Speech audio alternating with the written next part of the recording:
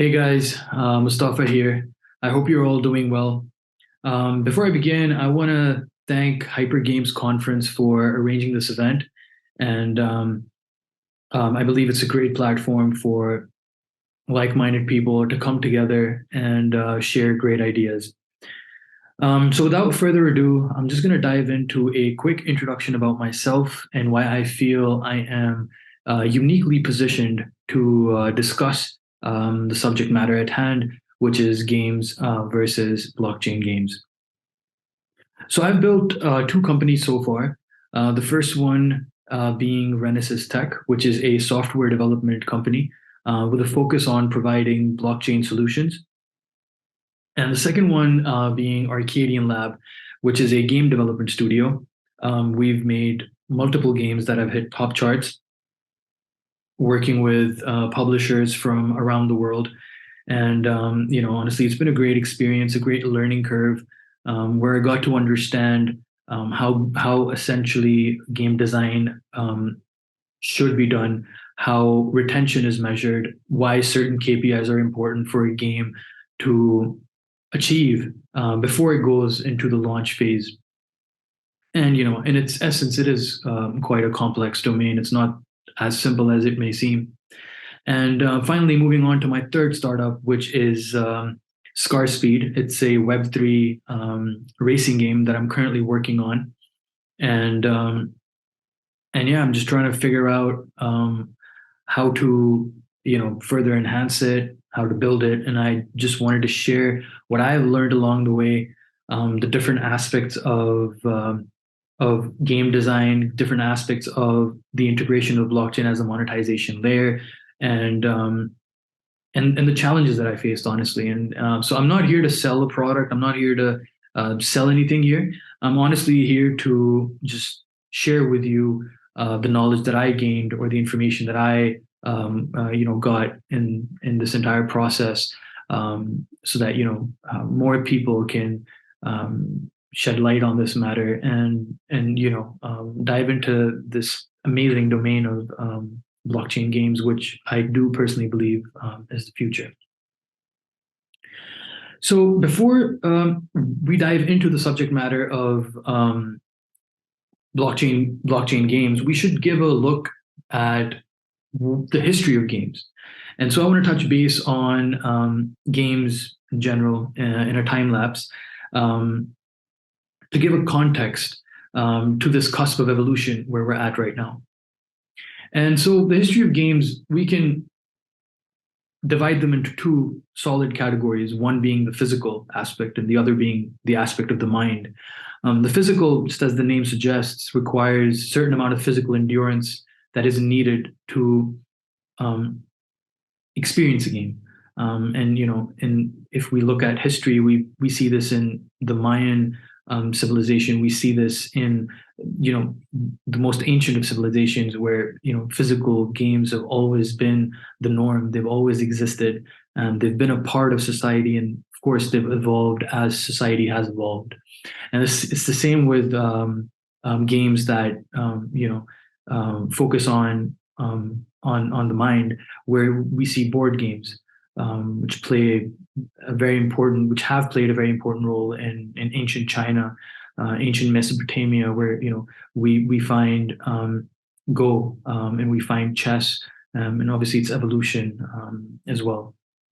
So that's essentially the history of games, and the fact that games have always existed with us, playing a very important role in human society.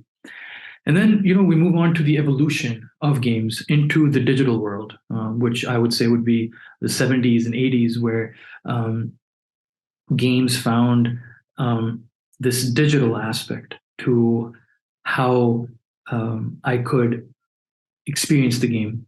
And it was very different when it came out. So it's very astonishing how quickly people caught on to it. And it's really, if you look at the number of years, it's just been 30, 40 years, right? So it's been a very fast evolution of games, because we started off with very simple basic games like Tetris, for example, right? Like Snake. I remember playing that on my Nokia phone back in the day, all the way to Pokemon as an RPG game, one of the best games I believe in the world. and slowly evolving into high fidelity graphics. Just as um, graphic cards improve, just as computer systems improve, just as the mobile phone completely transformed and allowed us to experience games in different ways. And obviously, along with that, changed user behavior, changed the way we perceive games. Up to a point where now we're at a stage where we're looking at esports.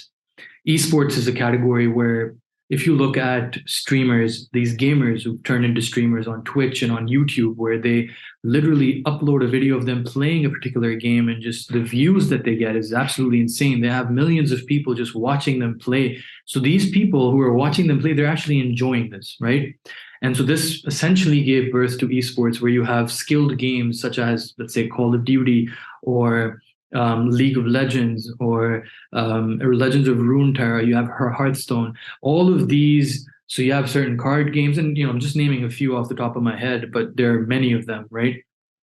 Which are now going into the category of esports, where people, just like right now, you go to a stadium to watch people watch players play football, right, or basketball. And now you have, even in Korea, even in China and other parts of the world, you have people going to watch players play video games, essentially, right? So what this means is that now, slowly but surely, as we evolve, as we dive deep into the subject matter of games, we've really honed in to we could make money off playing games, right? But currently, obviously, it's a subset of those few people who are very good, are very, very skilled at their game. And mostly these games are also very skill based. And so currently, where are we right now? Currently, we're at a cusp of evolution in its entirety. And what is this cusp of evolution is something that I want to touch base on. So the cusp is where blockchain seems to touch on games. So honestly, that's all that's happened so far. Blockchain as a technology has entered into the gaming spectrum, where there are many people out there now trying to build solutions on, or build games on, the blockchain. And the core question that I always ask myself is why. Like, games work perfectly fine, I love the games that I currently play. So why? What is this blockchain, and why do I need a blockchain game? And is this the best way a blockchain game could be built? Right. So when I dived into it, like I said, my understanding of blockchain was there, understanding of making games was there. So when I dove into it, I realized a few very important points that I wanted to share. What blockchain seems to bring to light. The first and foremost being the value of time spent playing a game. So as a player, if I'm playing a game, if I spend 6 years playing a game, let's say it's Pokemon, right? One of the best games on the planet I've ever played. It's I used to get lost while playing the game. Now imagine for a second, I'm not saying obviously it's the same game, but just for a second, imagine a game just as good as Pokemon, or just as good as Call of Duty, or just as good as League of Legends or Legends of Runeterra. I'm playing that game, and suddenly, if I want to plug out of that game, my time that I spent playing it has monetary value associated with it. It changes the dynamics of how I perceive these games. It changes the dynamics of how I will play these games. Obviously, it's going to affect my retention, because there's a monetary layer that's added onto it. There's a sense of ownership that is built into this game, and it's the concept of an ever evolving NFT, right? And ever evolving for an NFT or for tokens or whatever it may be, the ever evolving aspect needs to be there, because that's what renders it truly unique. Now, there are many ways in which one can gain financial value from playing a game with, let's say you're fusing in blockchain. There's a tokens model, there's NFTs and so on. But what's the best way to go about it? Is it as easy as it seems? What are the different methods that one could use or one should use to build these games? And before we dive into the aspect of the future and the potential of blockchain games, I think we should touch base on the existing games that did come out, and the issues that they faced, and many of them did fail, and I want to touch base on why according to my understanding, of course. So why is it that these blockchain games fail? A majority of them, let's say, fail. Well, for one, everyone in the industry thinks they know how this ecosystem works when it's far complex than any other game design principle because it's just not as simple as it was before.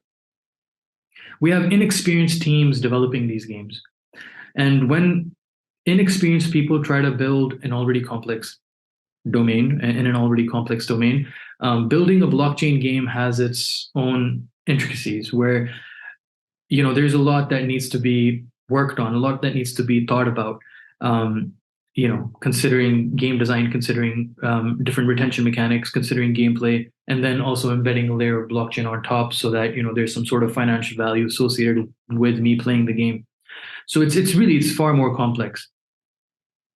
And and so if I look at it from my point of view, many of the games that did raise a lot of funds, their white paper was not as up to the mark, I'd say, and they still ended up raising money. So I'm not sure if it's hype. The industry is very new, very unique, very different currently, but it will mature, right? It will reach a sense of maturity where things will settle down and actual valuable games will take formation when it comes to being showcased to the public. But for now, of course, we have a certain methodology regarding how blockchain games formulate themselves. So you have a white paper, you bring your game to the market, you write down which is a game design essentially, and in it you embed the blockchain aspect, like how would the monetization layer work, because it's absolutely important for your community. And that's where Web3 sort of, that's what it relies on. It's a decentralized world altogether. Now the focus obviously shifts towards making money. So I write a white paper, I think of a game design, but my focus is on making money.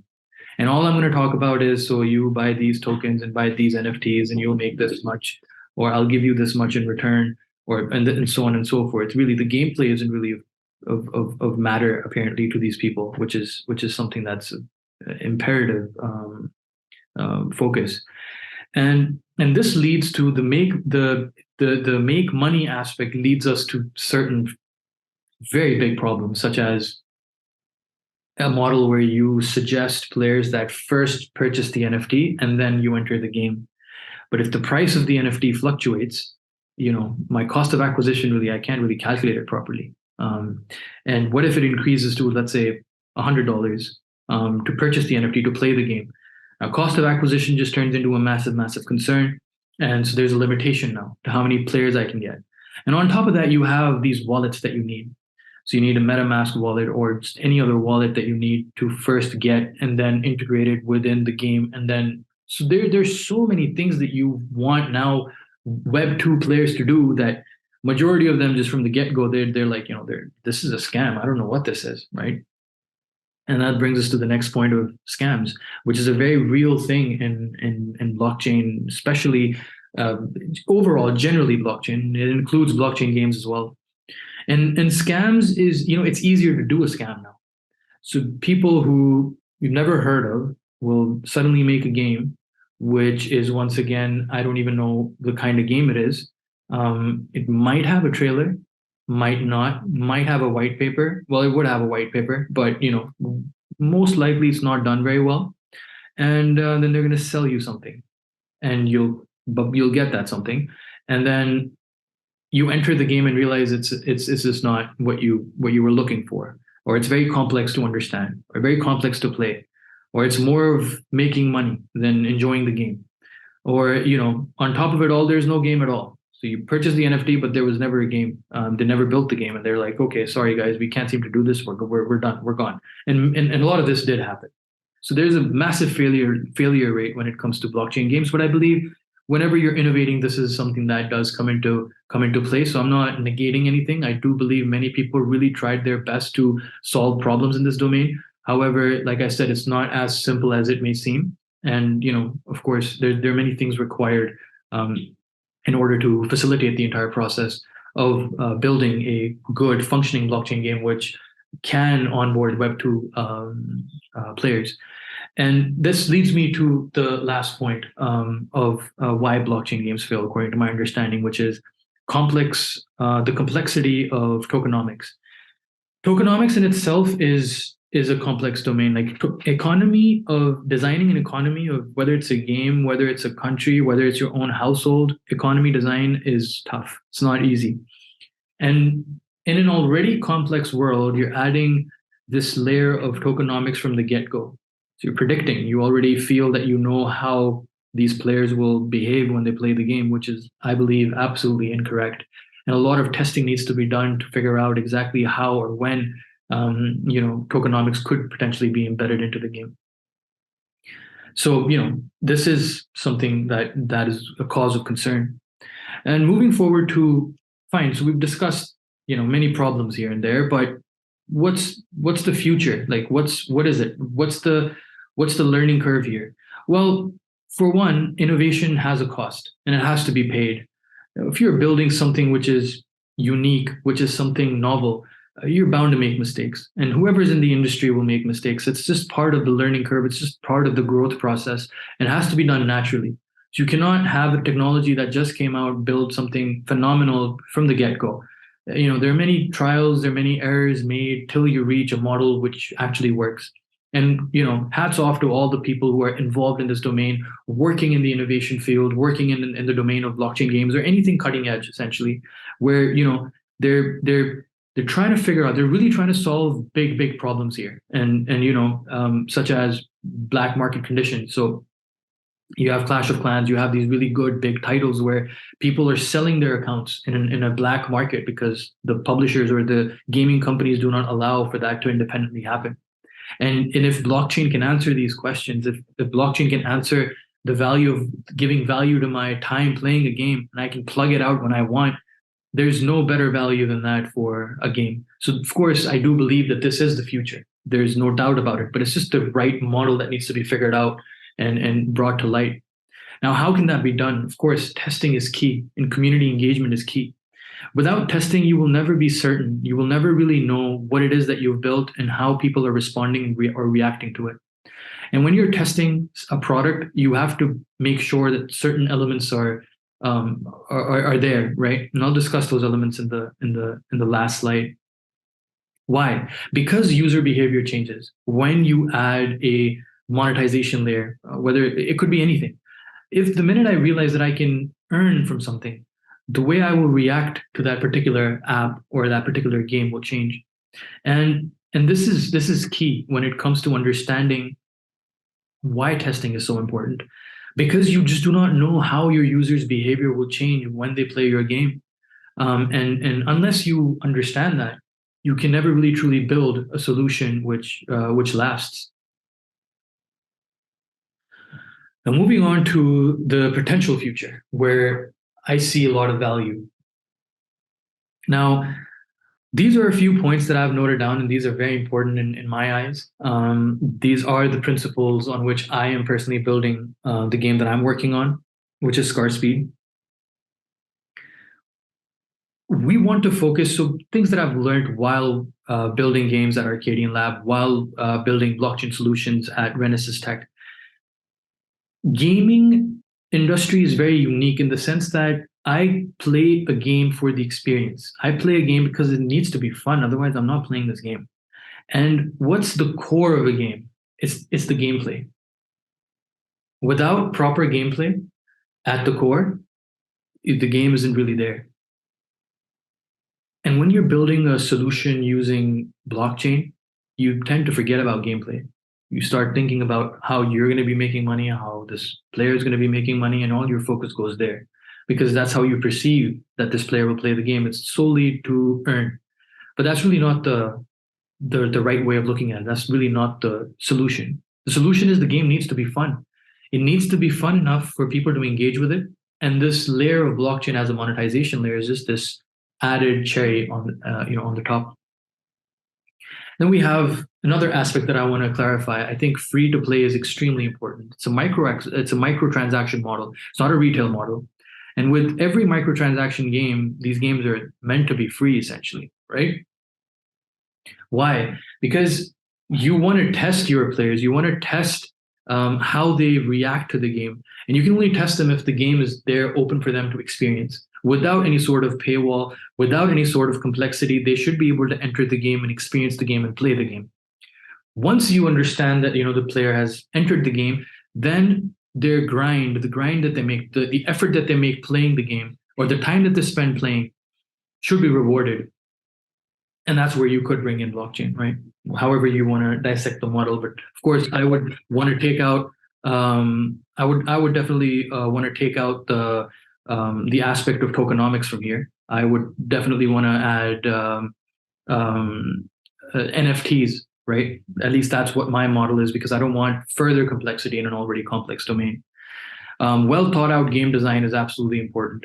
If without a well thought out game design, it's never really um, gonna have that power to attract users. And when it comes to game design, I would like to suggest that it should be skill based, right, rather than being just just a just an average game design. And of course, removing the complexity of tokenomics, as I mentioned, is important initially. Not to add tokenomics unless you've tested the game. And then testing, like I mentioned many times, which I believe is absolutely important. And many of the publishers here, many of the speakers here will resonate with this. How important testing is when it comes to all of this. And then finally, the ever evolving nature of NFTs as a gateway to store time value, which is absolutely key. And I do fundamentally believe this is the only reason with which you can, address this concern.